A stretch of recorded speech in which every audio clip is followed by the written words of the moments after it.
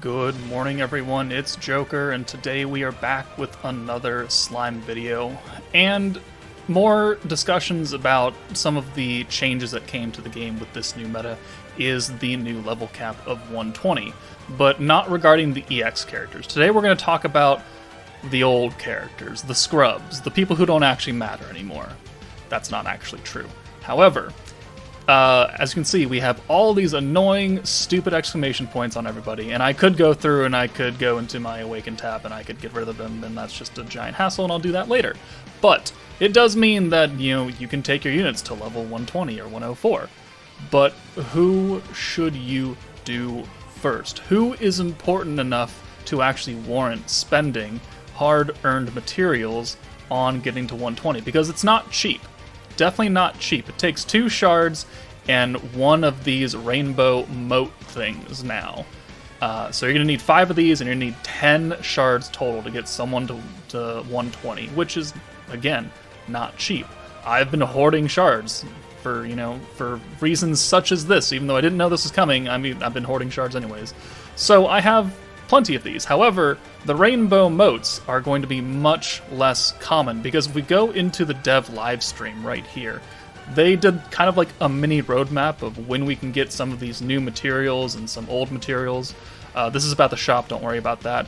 But looking at the translations, we have, story event gives us a rainbow shard, which is true. It comes in the milestone rewards, and that is, 228. These 2 boxes are the 5 to 6 star missions that were automatically given to everybody, and that gave us the 15 battle shards and the 5 protector EX shards. That way you could instantly level 100 Diablo, Rimuru, Yom, and Murin. So that's already coming past.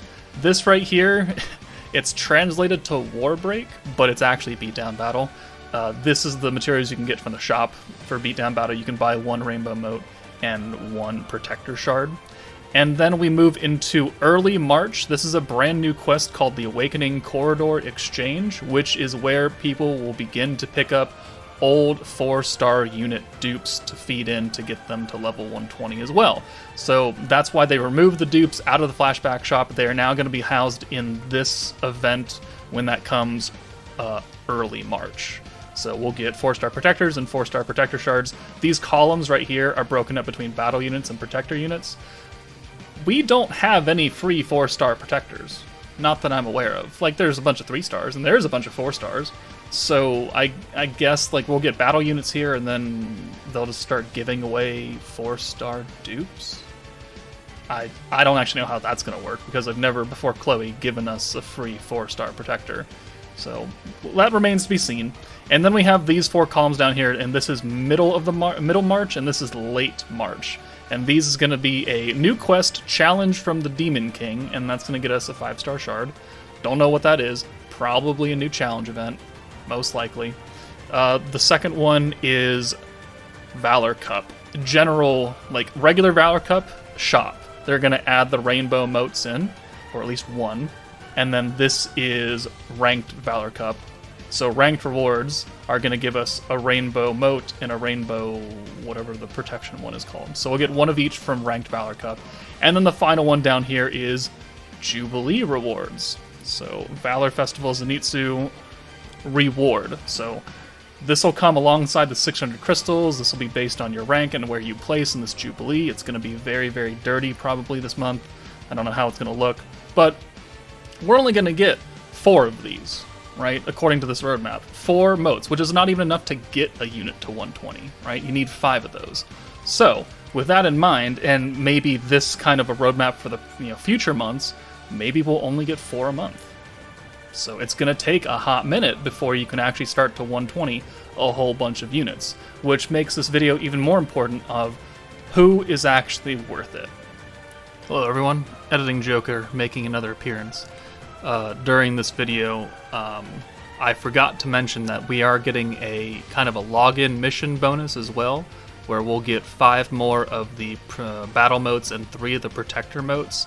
They are in-game right now. You can see log into the app 5 days, 7 days, 10 days, 13 days, up to 20 days, and we get the additional moats. So on top of the roadmap that I was just showing that says we're going to get 4 of the battle and 3 or 2 of the protectors, we're also going to get these as well. So by the end of 20 days, if you have enough shards, just from these missions, you will have enough of these motes to get 1 unit to 120, right? Or a couple of units to 104 and 108, depending on what you want to do. But just wanted to point that out, make sure that everyone knew that that was also a thing.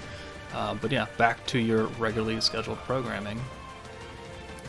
Alright, had to make a cut, had to go do something. Also, it's a different day from when I recorded the first part of that video. But the message will remain the same. We left off at who is actually important enough to shard up to 120, because you can do it to anybody, right? You know, I could give Water Soe the shards if you really truly felt like it, but he's not actually worth it.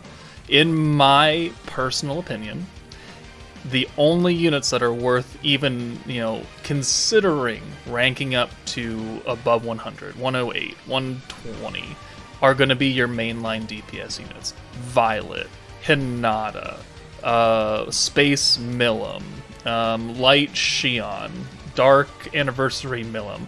Units of that caliber, right? Raphael, it can be a good choice as well. Velzard, she's kind of old, she's getting crept out, so I don't know if you would focus on her. But when Diablo also, yeah, he's old, but he can still do numbers.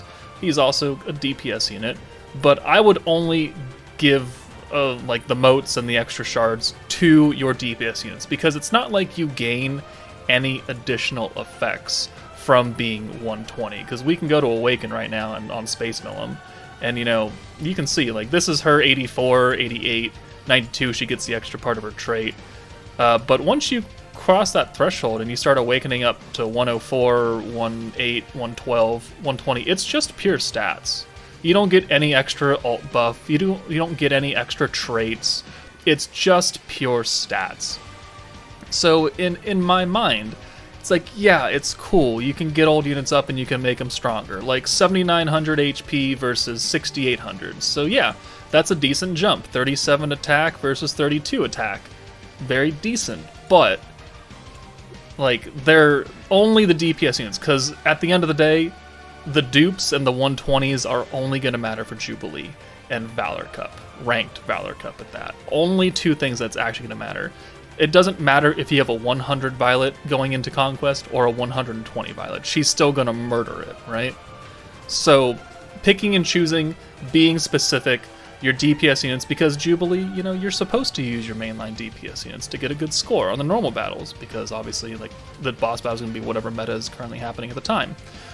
But if that is the case, and they don't gain any additional alt buffs or any special things, then I would probably consider urging people to start leveling up your DPS units as a group, right? I would take Violet, Hinata, Milim up to 104, and then I would do it again to 108.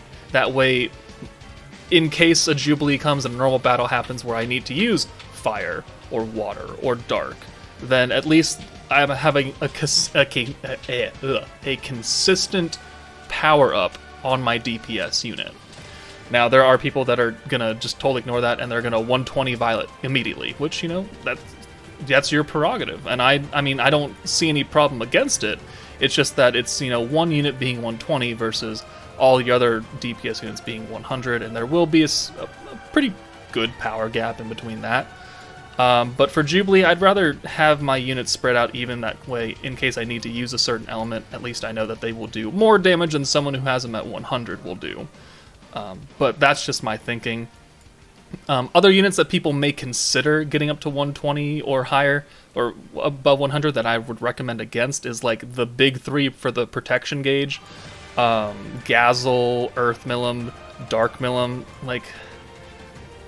they are only support slot units. They are only there for 1 turn as a support, right? It's protection gauge, which is powerful, but it doesn't change anything. You don't get extra protection gauge, right? From them being 104 or 108. And yeah, the stat buff is cool, but they're generally not attached to the same type units, so you don't get that extra special percentage buff. So I wouldn't do that. The hero, another unit that I would caution people against getting up to 120, because as we've seen, they're really starting to try and push her out heavily. Every enemy now has crit resistance, 50%, 100%, and it's forever. So in those cases, it's actually better to use Fire Milim, because you seal that resistance, and the hero will lower it by 30%, but 30 from 50 is still 20% crit resistance, which means that if you crit, you're going to do less damage. So that's how they're doing it. She is useful for her rewind still, she is useful for her protection trait, but that doesn't require dupes, right? And even if you wanted to use her as a mainline AoE nuker, it's like, yeah, I guess you could, but I wouldn't really do it. I would rather dupe up Space Milim to 112 than get, 108 for hero and 104 and 104 for somebody else. Any other unit really, like support units, Space Rimuru, Wind Milim, Guy, even, dedicated support units also don't need to be 120. They don't need to be 104 because they're there to support the unit that should be at 104 or 120, right? It doesn't do anything to Space Rimuru's skill when he's at 120. It's still 40% attack. It doesn't change. So that's pretty much what I'm going with. Like Xion, yeah, having extra stats, having extra attack will help her hit harder. Valentine, yes, it will make her hit harder. Dark Milim will make her hit harder.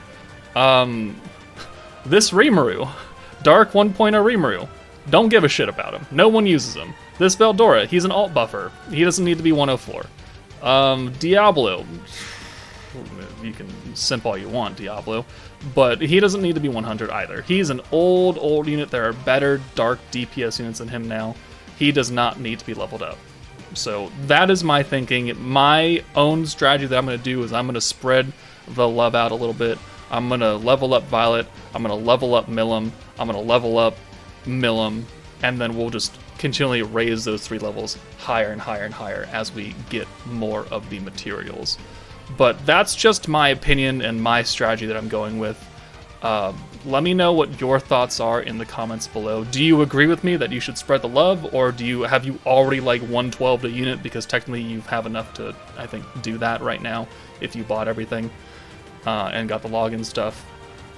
I would like to know, because I want to know what everyone's going to go with, because, I mean, technically, like, if I'm a Milim lover, I should probably get the Milims up higher before I do Violet, right, and Hanada, but we're going to be strategic about it. But again, that's just me. Let me know in the comments. But that's it. Take it easy, and I'll see you guys later.